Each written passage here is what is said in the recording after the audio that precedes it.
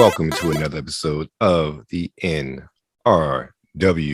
Checkpoint. As always, I am one of your hosts, WebsterStyle, and of course, I'm always joined by my man, Brian Sapph. Brian, how are you doing today? I'm doing all right. How about yourself? Man, it's a beautiful day outside, so I cannot complain whatsoever as far as that is concerned, man. So, what's your gaming life been like lately? Gaming life. What we got? I've been on Apex and Overwatch.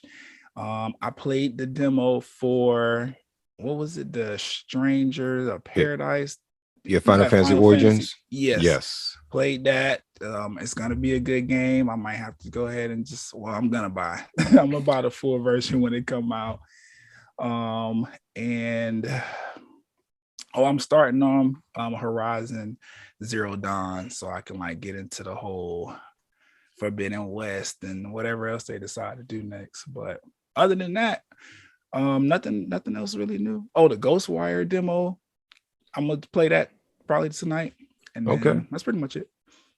That sounds cool. I'm actually playing new Super Lucky's Tale. It's on the Xbox and also on the Switch. It's I say generic 3D platformer, but it's really cool. They have like some 2.5D levels as well. Something I just picked back up because I needed some achievement points. And I got addicted to it again. So it's I'm having a lot of fun with it.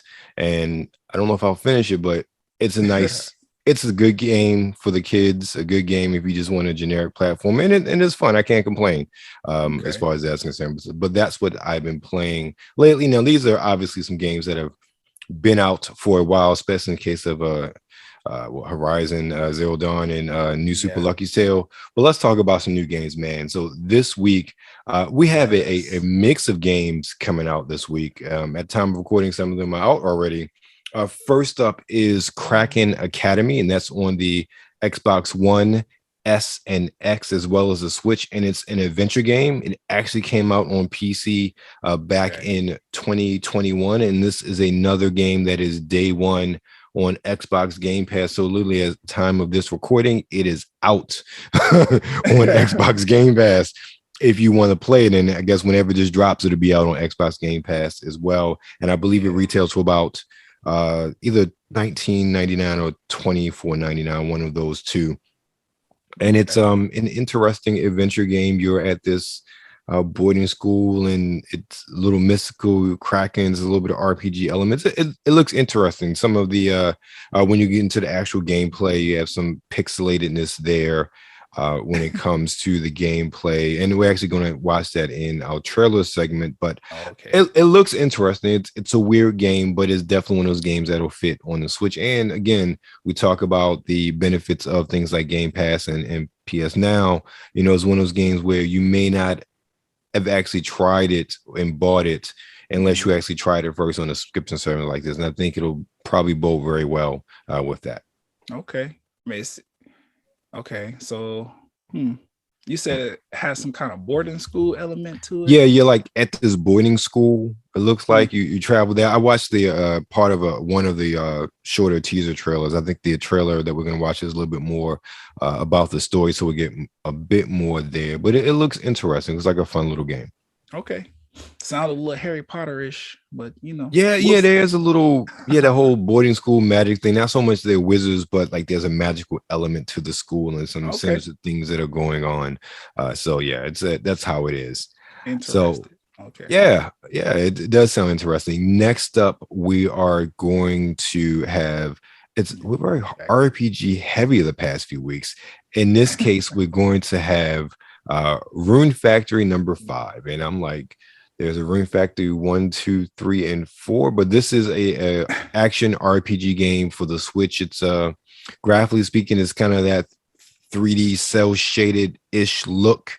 It looks like a competent, capable action RPG, but I would say nothing makes it really stand out based on the trailers that I saw. And again, not being familiar with the Rune Factory series, I'm not sure, what kind of fans are out there, what kind of, deep entrenched love people have for this game. And as someone who is not humongously big into RPGs, like I am, but not humongously big, it's not a series I've heard of before, but Clearly, they make money since this is number 5.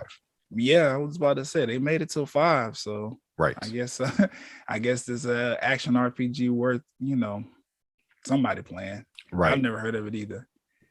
Exactly. Yeah, somebody's playing it. And it's on the Switch, so it's like you print money on the Switch if you publish a game. Yeah, there's so many Switches. Which I'm not mad at it. No, not at all. Get that money. If you feel like you got success over there. I mean, it's definitely the platform that's geared more towards families and children. So, right, if your game fits in that category, you're probably gonna win. Right, exactly. Switch don't do sales. Like every blue moon, they'll pull a sale out, and your game might be on there, but especially not first party. Right, right. So get your money.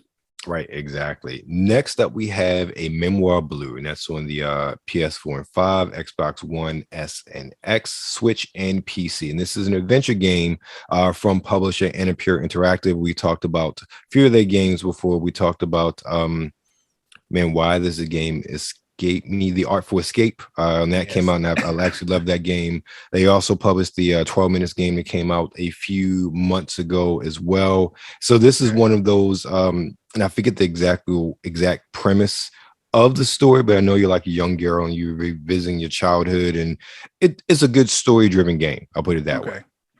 Okay. It's kind of what they are really known for. One of their most acclaimed games is the Outer Wilds. Outer Wilds. I have that. I played that a little bit. I didn't really care for it too tough. Not saying it's a bad game. It didn't hold my interest when I did play it. But I've heard great things about their games.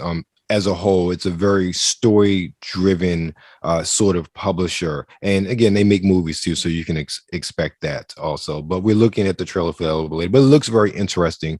And much like the rest of their games that they publish, very unique. They do not fit into any kind of mold when it comes to the games that they publish.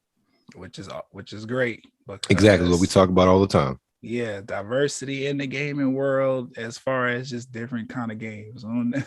Exactly. Don't need any more first-person shooters or anything else that's already been out. Right. So shout out to them. Exactly. So I'm waiting to see that trailer.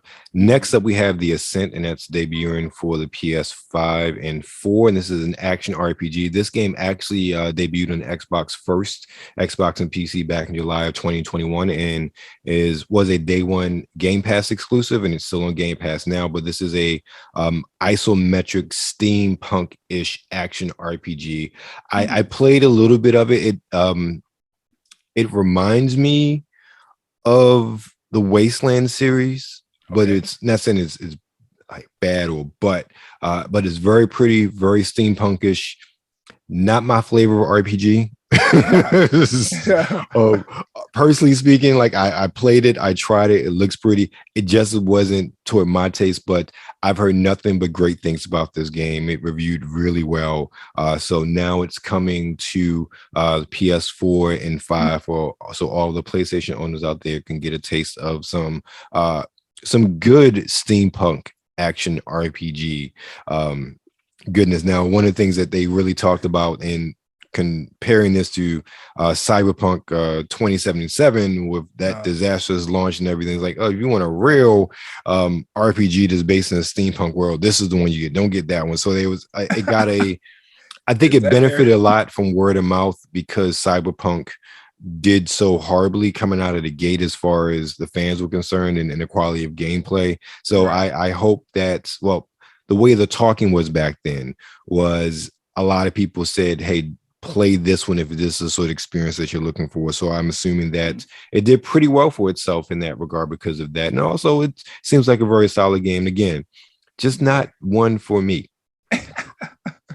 Well, I mean, if that's their selling point, then I guess it's worth a try because that Cyberpunk rollout was very, very bad. But on the flip side, they've made, a nice little 180. I've heard going in the opposite direction. I've been hearing good things about these updates and these patches and stuff. So I don't know if they should stick to that sales tag too long. I'll continue to wait until it drops down to about $15. Oh yeah, on sale. they Personally could have speaking. had my money at the start, but they messed it up. So as soon as I see that sale sign in in the PlayStation Store, they want to give it to me on PlayStation Plus, then I'm gonna play it. But Exactly. That sounds like a plan. So yeah, speaking of PlayStation, next up is a PlayStation exclusive, and we talked a little bit about this when we did our reactions last week, and that's Ghostwire Tokyo for the PlayStation 4 and PlayStation 5, and this is an action game, and it looks marvelous. I'll put it that way. It looks does. really good. I checked out the like I said earlier, the demo. So I don't know. It's really cool what they're doing. We know Ghostwire, based on what we talked about already, is kind of anime-esque as far as like the storyline and not necessarily the gameplay, but you know what I'm saying. Yes. So they released a demo and they like title it as like the prelude or whatever. So this particular story that's in the demo, like you won't play that in the actual game. It'll just pick up from there. So I mean, that's if you're awesome. interested, yeah, it's pretty dope. So if you're interested in playing Ghostwire, definitely go to your PlayStation Store, check out the demo or whatever. I believe your progress in that carries over, like something you get to keep from there, but I'm not particularly sure. Let's give a shout out to Tango Gameworks and Bethesda Softworks for having a demo that actually first have a demo for the game. Secondly, they have a demo that actually feeds into the game proper. Like let's give them a hand clap because right. I remember back in the day, maybe not so much the prelude where the actual progress carries over, but there was a demo for every game. Yeah. And companies have gotten away from that. And that as a gamer, that takes away from that discovery of their games. I understand it's a bit more work for publishers and developers. I understand.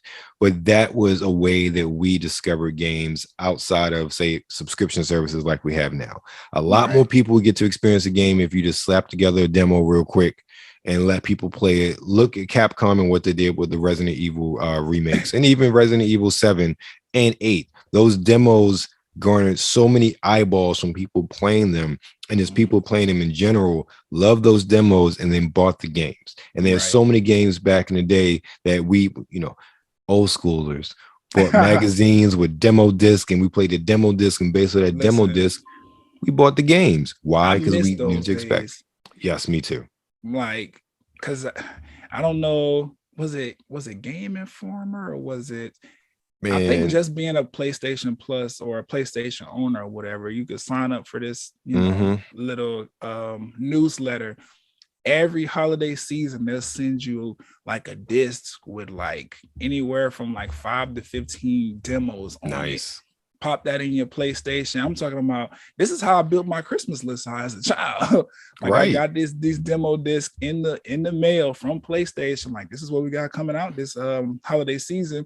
I'm playing through all of them shits, and I'm like, add this to the list, run into my parents. This is what I want. Don't come here half-stepping. I need these games. They're great.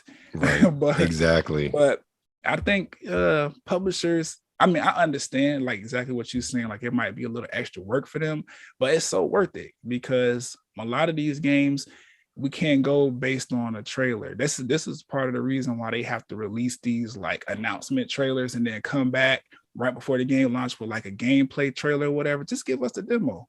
We'll play the game and we'll figure out if we like it or not, and then that's it. I guarantee you, if studio was Code Red, whatever the studio behind Cyberpunk, if they were forced to put out a demo, that game would have came out in better shape than what it did. Which is crazy because if I'm not mistaken, they had this like very exclusive closed beta. So I'm like, what were y'all doing in those testing phases that did not translate over to the live game? CD Projekt Red, that's what it is. Yeah, CD Projekt Red. Yeah. So yeah, I feel you. Totally. I do want to commend them for like standing by their product and being like, listen, we know it's messed up or whatever. And honestly, if I'm looking at the changes that they've made, I could like allow them to say COVID was the issue behind that, because I don't know, based on what they've done and what I've heard and what I've seen people play this game, like people are playing it. So I'm like, okay, maybe it really was a situation where they were like understaffed or had. I got you, but delay the game. That's exactly. I, But see, the thing with Cyberpunk is they had already done so many delays, and it's like, so I don't care either. I'm the same way. Like, look, I understand as a again. company. I understand as a company, you want your bottom line, but Mhm. imagine if that game would come out in the form it is now a year or so ago when it came out. Mhm. You know, you wouldn't Right. have the controversy of reviewers not being able to show console ports. You wouldn't have any of the issues that you had then if you'd done it now. And you probably might have made even more money. You wouldn't have had to issue refunds or anything like that, and to have the game constantly on sale. Exactly. And I understand like stockholders, but I get that. But the one thing about gaming, and this is something that we see, especially with the last gen and current gen, you delay a game for the right reasons to polish it up. Most companies, especially these big AAA titles, they always reap the benefit of that. Right. Shout out to Forspoken because they got the message. Right. They realized their game wasn't up to par yet, so they said, we're just gonna delay it. Same thing, Hogwarts Legacy. That game was supposed to be out last year. Yep. And like a few weeks before they were supposed to release it, they put out a thing that was like, give us another year. We're working on it still. Right. And we was fine with that because we don't want no more broken games. Like people were returning Cyberpunk. That's how bad it was. Exactly. Like, I didn't even know you could return games until I saw people like, oh no, go to the PlayStation store, push this button or whatever, and they're gonna send you your money back. Yeah, exactly. I was like, damn, they need to get That's it how together. bad it got. Right. But at the same time, like I said, shout out to them for sticking by it and being like, you know what it is, because it was actually a point in time where PlayStation froze the sales on that game. Right. It was like, until y'all get it together, we're not even putting this in the store. Right. And so I commend Sony for that one. Right.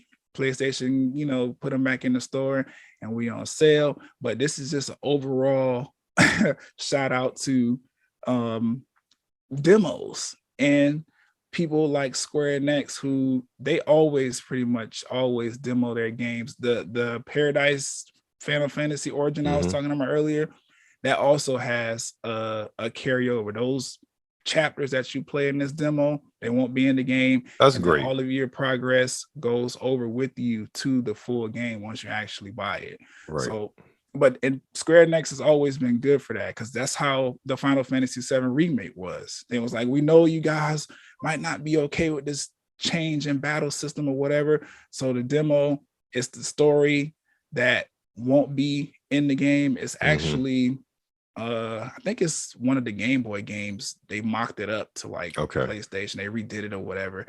And it's just a prequel to the actual game, but you get to keep all of your progress, and everything that you collected in the game just transfers over. So bring back the demos. That's what I'm saying. Damn, bring the demos back. That's a good thing you even brought up, though, because Ghostwire was delayed, 6 months or so. You know, because of everything. And look at, I haven't watched any reviews of it yet, but it looks great. And even the buzz we heard coming out of just the gaming world, you know, definitely was well worth the wait when it came to. I think this and Deathloop originally, because Deathloop was even delayed for a while as well. So because of everything in real world conditions. So this is one of those things where a delay of a game can actually benefit. Right. And I want to say, people they doing who does the Ghostwire? Who does that's Bethesda's the publisher, the Tango Gameworks is the studio. Okay, I see what y'all did, right? Because if you go inside the PlayStation store, they tell you the demo, the prelude or whatever, that is, you can play that on PlayStation 4 or 5, but the actual game, it's only 5. So that's smart, because some people ain't got 5s yet. We know we still having shortages or whatever the case might be. But if you have somebody that's still playing on a 4, you play it and you're like, damn, I want this game, that might entice you to just go ahead and hit up one of these system trackers or whatever the case is and get you a PlayStation 5 when they put them in the stores or whatever, or they restock or whatever the case might be. But demos, man, we need that. Speaking of game companies that actually release demos and actually wait until a game is ready. Next up, we have Kirby and the Forgotten Land on the Switch, and that demo, Nintendo put that demo out maybe 2 weeks ago, and this is the first 3D sort of adventure for Kirby. ever. And I was like, I was shocked. I didn't realize that. Kirby is almost like the redheaded stepchild of the Nintendo mascots. Like everybody loves him, but nobody talks about him like that. Yeah, because he's, I don't know. I think with Kirby is because he hasn't undergone like an extraneous amount of changes. Like Kirby's been Kirby. We know what time it is with Kirby. He eat things and get powerful. Yep, you suck him up, he sucks and blows. That's it. Right. And floats. Right. He's a cute little pink monster that does his thing or whatever. He runs around. Exactly. I don't even know who he's freeing. All I know is he's beating people up and things are happening again. But I will tell you this much. I played the demo for this. This might get purchased. Okay. Straight up. I'm not a Kirby fan, but I've always enjoyed playing the games. Yeah, that's back in the day. Like, I don't think nobody's like, yeah, I'm a Kirby fan, you know, not like a Mario is like, I've never seen him. Well, not saying it would be easy or hard to cosplay. I don't see people cosplay as Kirby or Kirby characters. It's Nintendo. It's Mario, Luigi, Princess, Bowserette, Link, Zelda, Ganondorf, Samus, either in a suit or something revealing, you know, that's it. or now you got the Splatoon people and people like doing the Squid Sisters. I know that just because of little people in my life. They're literally obsessed with Splatoon. But nobody talks about Kirby, even though this is a character in a series that has been around since the original NES, and that is really different from anything else that Nintendo puts out. I mean, someone can argue say Metroid is as well, but it's such a different experience. And I love, just from playing the demo, I love the transition into 3D. I love the puzzle solving of some of the items you suck up, and you gain those powers and use that to solve a puzzle to advance further in a level.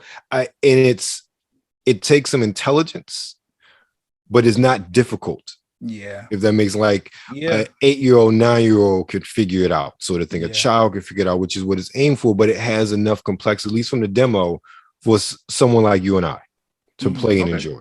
And I think that's a really hallmark of all these Nintendo games. You look at Mario Odyssey, even Breath of the Wild, the big heavy hitters, they are accessible to all ages. Nintendo as a whole, with their first party titles, do a very good job of making it good for all ages. And that's something that I don't think any other publisher really does, like across the board. Like Nintendo, Microsoft, Sony has some games that are, good for all ages, but you think of Ratchet and Clank, like 8-year-old could play, but would you necessarily give that to an 8-year-old as one of their first games to play?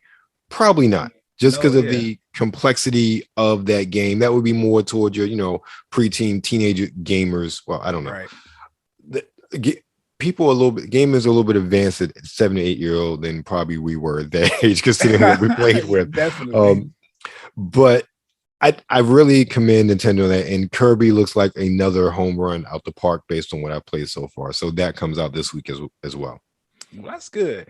I might have to check that. Are we trailering that? Let me see. No, we. Oh yes. Yes, we are. Yeah, we are. Okay, we're trailing that because that's I like Kirby. I can't say I'm like you. I never heard anybody say I'm a Kirby fan, but everybody knows Kirby. Like exactly, he's one of those marquee Nintendo like characters, like you said, been there since day one. He had a cartoon, okay? That's all. He had a cartoon. That tells you right there the popularity that Kirby has. Definitely did. And I don't know why.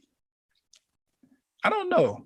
Because you mentioned that, this is the first like 3D game or whatever. This is the first game where he's not a 2D, side scroller. Even that 2.5D thing they did last time or whatever it was. Yeah, which I played the demo for that. And that demo was so long, I was like, I don't need to buy the full game. But I probably should have, because it was a good game. It was a good demo. That's why I knew it was long, because I played the whole thing. But this is he's just one of those characters they don't put enough attention on, but he does well, like you said, for spanning the range of ages for Nintendo players. Yeah, we're talking about 30 years now. Yeah, really, when you think about it, literally been here since day 30 one. plus. Mm-hmm. And it's like they have everything that they do with Mario. They put all this money and time into Pokemon and stuff like that. Then you see Kirby pop up on stuff like Smash Brothers, and you're like, damn, you know what? I forgot about Kirby. It's the same thing with Star Fox. Like, where these characters, where's Star necessarily Fox? Where's Fox McCloud? Nintendo, let us know. Yeah, like what's going on? But I'm excited because I like Kirby. I think his particular game is, I want to say, like the father or the grandfather of those different kind of elements where you have to, because he's always had that thing where he eats something that's fire and he gets fire powers. He eats some of wind or whatever. Like we seen a trailer last week, I forget, or the week before, where it was like the little Grim Reaper or whatever, and he was like changing. Oh yeah, how you move through the world. Have a nice death. Yeah. So I think Kirby kind of started that stuff off. So it's really cool that he's had the longevity that he's had, and he can continue to bring joy to families and adults and kids, because he's really not like a dislikable character. Like, you see it and it's like, what does that do? And then as soon as you start playing it, it's like, oh, I like to eat a lot too. Exactly. Right. So I'm excited. I'm ready to see that trailer. That's going to be fun. And last but not least, and this is a game we reacted to last week, and it's Tiny Tina's Wonderlands, and this is a shooter based upon the Borderlands universe. So it has that very familiar art style of Borderlands. It has those RPG elements as far as leveling up your character, as far as Borderlands. But if I remember correctly, it's Tiny Tina's Wonderland is like a in-house like Dungeons and Dragons type world that's fantasized in the Borderlands universe. So there's a little bit of mystical elements, dragons, things of that nature. And then also, I think I talked about before, All-Star cast, Will Arnett's I think Will Arnett is doing like the voice of the villain, and they have other A-list actors doing voices as well. I would say if you like Borderlands, you're gonna like Tiny Tina's Wonderland, just shooters in general. I mean, I've never heard anybody say anything bad about Borderlands. I can say it's probably not as popular as it used to be. But still, it's Gearbox makes very competent shooters, and the Borderlands series has been a competent shooter since the 360 days. Borderlands has had one of those runs, kind of like I don't want to say Call of Duty, but it was very much one of its only style, or one of the games with that style, like one of the only ones out. And then as titles kept releasing, you start to see more games like it. So I feel like that's probably why it started to like fall off in popularity. But Tiny Tina's Wonderland or whatever, that can bring all that back. We've seen a lot of success with spin-off games, most notably Apex Legends. That is a spin-off of Titanfall. Or wait, is that called? Yes, Titanfall. Yes, Titanfall. Titanfall series or whatever. If they pocket it right, if the story is done in a way to where all of these things have a certain kind of interconnectionality, I know it's kind of like in the same realm as Borderlands, it could do great. I think it's a fun way to change the way the Borderland community views Borderland, because it's very much like, all of their characters, they're adults. And this very like Borderlands, one of the first games on the PlayStation 4 that I realized these people cuss like all the time. I'm like, like they're very vulgar and stuff like that. So Tiny Tina could really just bring in a whole nother section of gamers that are, I guess, younger is what I'm trying to say. It could. I think also too, it's good timing as well, because even we've been doing this for a couple weeks now. I don't think we really talked about any shooters coming out. Which is good. Very good. And because people are, for the most part, not too high on the last Battlefield, not too high on the last Call of Duty. Halo, people are playing it, but not in them. Like, there aren't a lot of big AAA shooters, third person shooters that are coming out, and that have come out since really Christmas time. I mean, now we hear end of March, it's spring. April's about to come out. This is really probably a very good time, because a lot of those people were like, all right, I finished the campaign. This multiplayer is garbage, especially if you're talking about Battlefield or Call of Duty. So what's next? And Borderlands may really scratch that itch for those people who are looking for something new to move to. It's a good time for them to come out from a marketing push, also just for that kind of a lull in that sort of gaming genre right now. Yeah, I agree. I think shooters, they kind of shot themselves in the foot as far I as love that. as far as COVID is concerned, because like all of the big shooters, they rotate on like a seasonal thing now. So it's like, oh, season 13 of Apex is about to get announced pretty soon or whatever. And those, when you do stuff like that, you just really just adding in updates or patches or whatever and building on what you already have. When it comes to these RPGs, whatever, these are games that once they're out, there's not going to be much added on to the actual gameplay. It's a linear story. Once you complete the story, if there's side quests, you do those, and that's pretty much it until they decide to drop the next part of the story, if there even is going to be a continuation. So I think we're starting to see a lot of these RPGs come out because, people are back at work. They have the resources to work on them. Xbox and Sony, they're slowly catching up with demand as far as the new consoles are concerned. Like their restocking is a lot more frequent than it was back when the games first came out, the consoles first came out. So I feel like the rest of this year is going to be RPG, and we might see a new shooter here and there just because that genre is popular and it's a cash cow as far as gamers are concerned, especially if it has a multiplayer aspect. But I feel like the rest of 2022 is going to be RPGs, and it's going to be excited. Let me tell you, man, based on everything was pushed into push out of 2021. Mm-hmm. I will say June through December is going to be bananas as far as games that are coming out. Yes. And we starting to see it because like this has never been a thing. We talked about this maybe 2 or 3 weeks ago. Pokemon on like back to back. Pokemon knows that it has a brand that is very, very lucrative.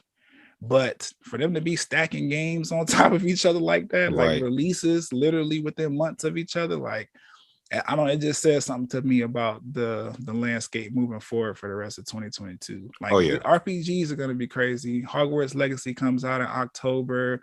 Forspoken comes out later on this year as well. There's plenty of games that have been announced that are RPG focused that are going to be continue to be released. I told you, Star Trek Resurgence is all I'm looking forward to. Oh, see, you got another one. That's it. And then we haven't even had E3 yet. I know that they decided not to do in person this year as well, so we'll probably have to catch them in 2023 at like actual physical convention. But that also says to me that if they still want to do this, then that means we're going to be sitting down watching tons of game trailers. Oh yeah, that's true. Because speaking of game trailers, Mr. Producer, sir, what's our first trailer? Hey, I actually was curious on your end because I have them all staged. Okay, that's cool. Let's go with Memoir Blue then. Yeah, all right, we can rock and roll with that. Let's go.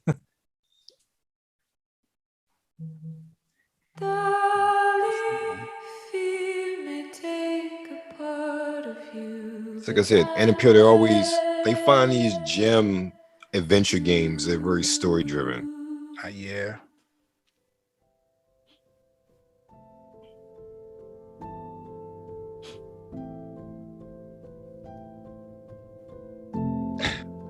She went to sleep. Tom's mom took my daughter. Oh, okay. And they always every game has its own unique style, and obviously I would assume because they're different developers, but I like how her dreams are in 2D and the real life is in 3D. At least the memories of her and her mom. This game looks great. Yeah, I like the animation style. It's simple, but it's very clean. That's one of the things I love about the games they're putting out. It's very much about story, and that's what at this point in my gaming life, I'm very much about story. Like I'm still playing through the Artful Escape, and that is like it's just a fun game to play through with the story of self-discovery of this young man through music. And even though it's very cosmic and very far-fetched, it's still fun.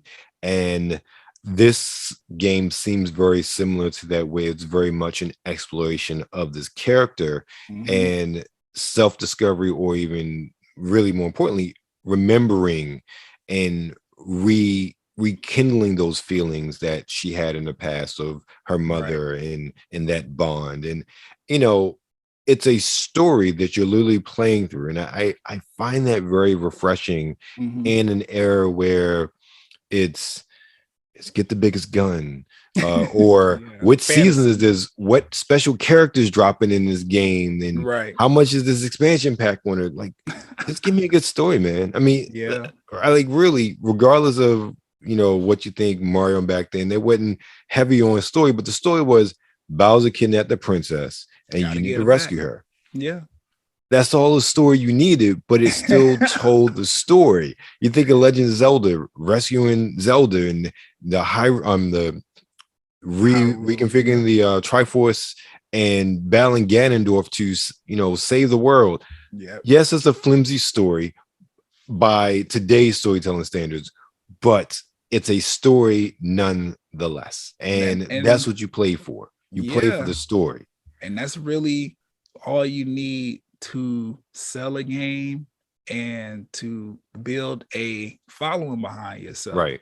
I specifically like games like this is Memoir Blue, because it has a aspect to it where it's, to me anyway, it seems to be focusing on like traumas and mental health, and just the actual things that people go through once they start to realize, like, I'm not a kid anymore, and my relationships with the people that raised me may have started to wane a little bit. Like it's very much like, this is what life is. Once It's you get real older, life. kids, you don't have to be afraid of it. These are kind of the ways that you could kind of deal with it. We have another game like that. I forgot, but it deals with death. And this girl, she goes around, this black girl, she goes around, she like helps these spirits like settle so they can cross over to the next plane. But it's really, I know what you're talking about. I cannot think of the name of the game. Damn, it's not Fairy Tale, it's not Far Tale, something with a tail. I'll think of it, it'll come to me. But I really like those kind of games and how they're putting attention into making a story that's going to teach kids, or at least a generation of people who are acknowledging that things are different today than it was back in the past, and that we have to move differently as the world changes in order to keep up with each other. So I don't know, that seems like a cool game. I'm excited to play it, and hopefully they have a demo. Hello. Well, it's on Game Pass, so I'll probably take a look at it this week. So next up is another game that's currently on Game Pass, and that's Kraken Academy. It's my first day at a new school, and they're already threatening to abandon me in the woods? I bet my sister didn't have to go through any of this.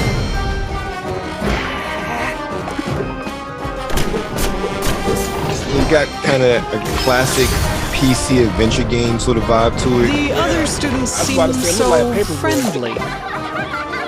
Oh, and are very enthusiastic to share their hobbies. Sometimes it feels like classes can get a bit sidetracked. Objection! Wait, now I have to help a Kraken save the world? And why is everything on fire? Are those alligators eating children? I'm sure it'll be fine, right? Ours? Of course you do. Scott Pilgrim. And this is another game where clearly the developers were smoking crack when they came up with the storyline.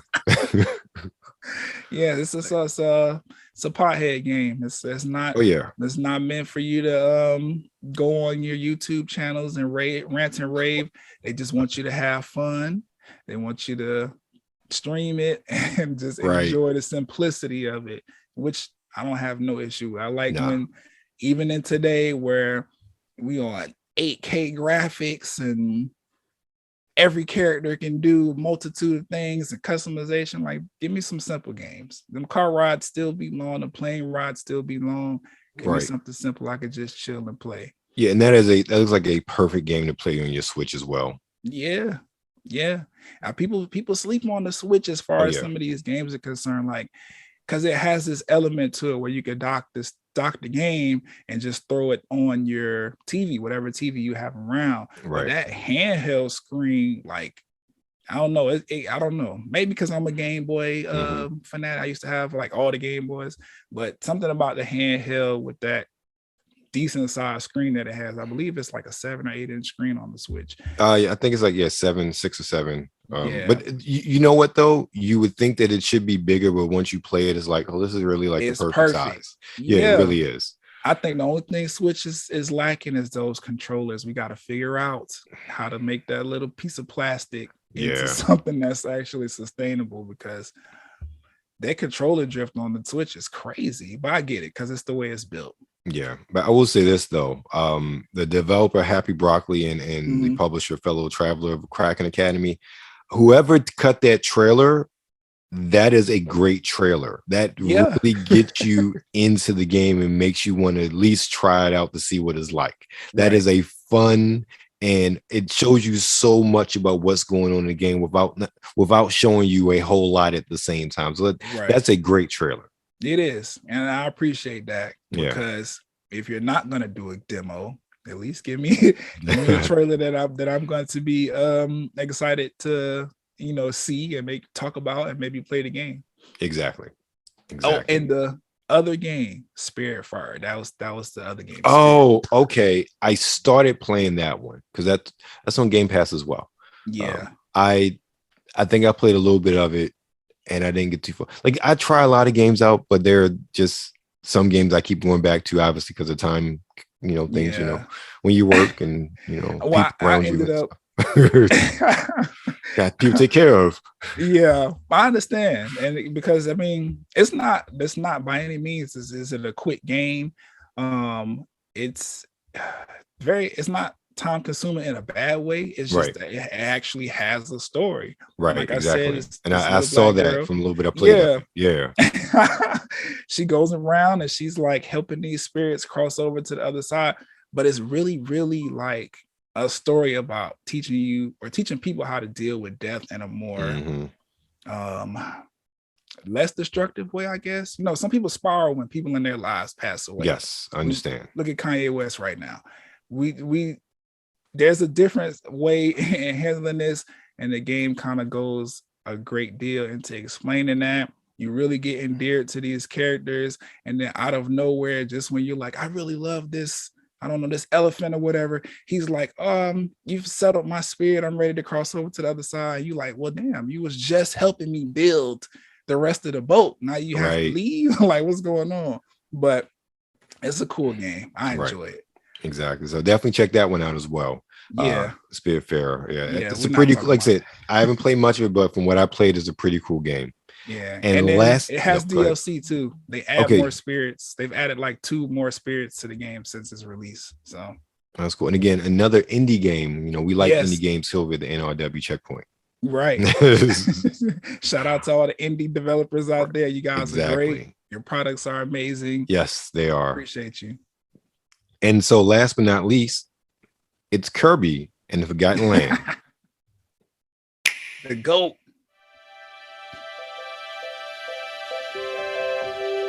Look, you can't hate that character. No, you can't. He's just so cute. And I want Pokemon I've been to acknowledge that is Jigglypuff, and they took that from Kirby. Of course, I'm an eater. Right. Fight 3, never just eat it. No, I'm gonna be a car and run you over.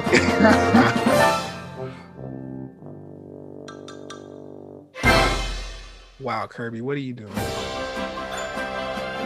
Oh, this is gonna be fun. Wow. It's Kirby's latest unforgettable 3D platforming adventure, Kirby and the Forgotten Land. I mean, it just looks It like all so much takes fun to place play. in a It mysterious does. world with an unusual mix of nature and civilization. To rescue the kidnapped Waddle Dees, Kirby sets off on a new adventure.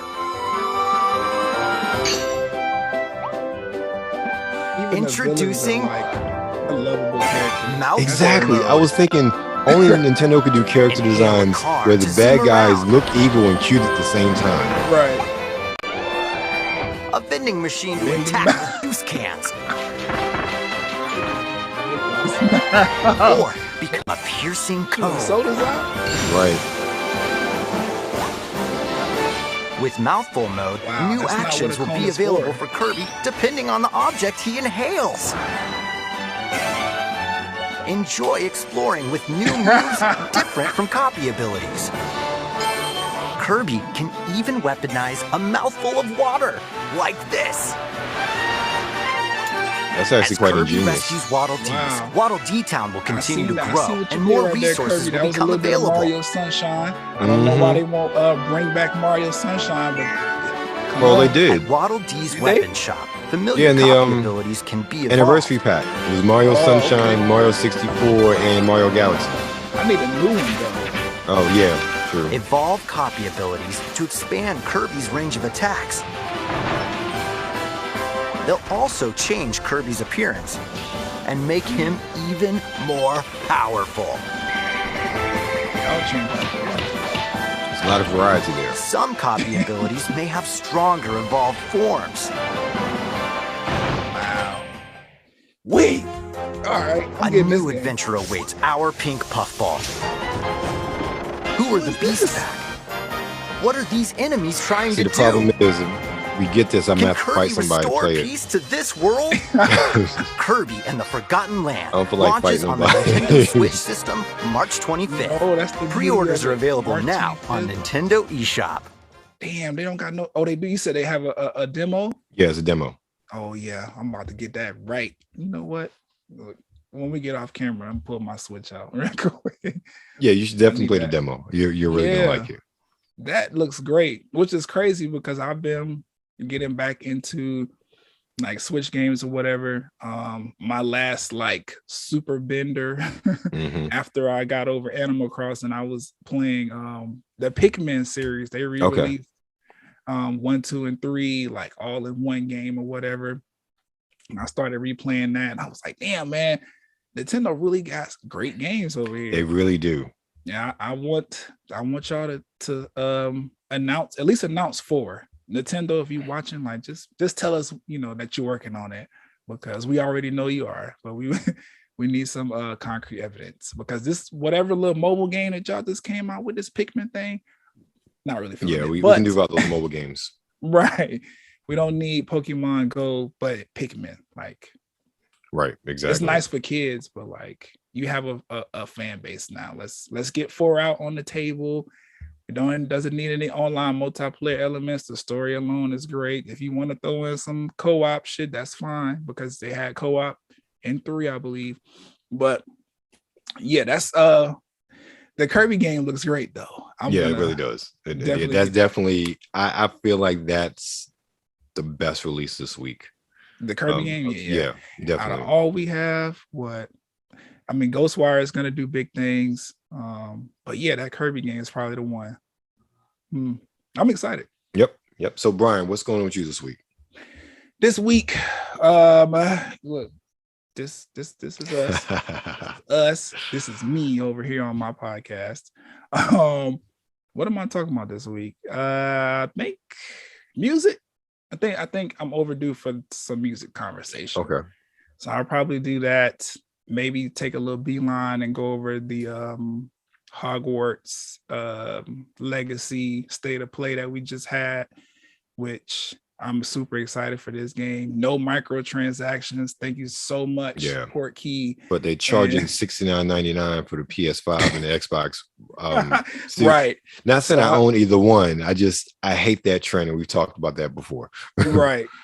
So because if I'm paying $70, I'm not buying nothing else in the game. So they were right to not microtransaction. And then it don't suit that. It's not an online multiplayer type of game. It's literally just a single player RPG. Right. So So, But yeah, us over here on this thing, and then I'm on the podcast talking about music this week. all right, sounds good. And of course, I am WebsterStyle, the man, the voice, the fragrance. You can catch me weekly at the Sartorial Geek podcast by WebsterStyle. I'm a little bit late, so episode 101 at the time of this recording just dropped yesterday. Usually I try to drop on Fridays, but oh well. So you may get 102 by the time this one comes out. So 2 in a week. But on the last released episode, I'm talking Ralph Lauren just is dropping a collection inspired by classic style at Morehouse and Spellman. So I'll talk a little bit about that. Also talking about Star Trek. There's a new Captain Kirk, which is going to be interesting, as well as reviewing Picard season 2, episode 3, which is why it took me so long, because it made me mad. And then I had to, so I stopped watching it halfway through and I had to finish it for the podcast. So like, in addition to, of course, fragrances, talk a little bit of anime and short takes, talking about my reaction to the Ms. Marvel trailer on Disney Plus. Okay, which I had thoughts over here on the blerdcast. Yeah, I still got to listen to yours. It's in my queue. So yeah, definitely check out Brian's thoughts as well on that. And of course, I wanted to ask though, yes, because you mentioned Ralph Lauren's collection for yes. the HBCs or whatever. Did you see? I'm gonna send you a video. That's not about clothes, but there's another type of collection that they kind of. But whatever. Yes, I saw that video. I did see that video, and I feel like I'm familiar with from back in the day. But as the gentleman said, it never launched, but still, right. So, but that's and of course you are here with the nerds who rule the world. Nerds rule the world, of course. Be sure to follow us on Twitter at the NRW. Follow us on Instagram at New Release Wednesday. And of course, you're here on YouTube. So like, share. And if you haven't subscribed already, why have you not? Subscribe today. You're lazy and you're shiftless. And I won't call that. Just click the button. Click the button. Press the button. Click the bell. Get that ding whenever a new video comes out. Right.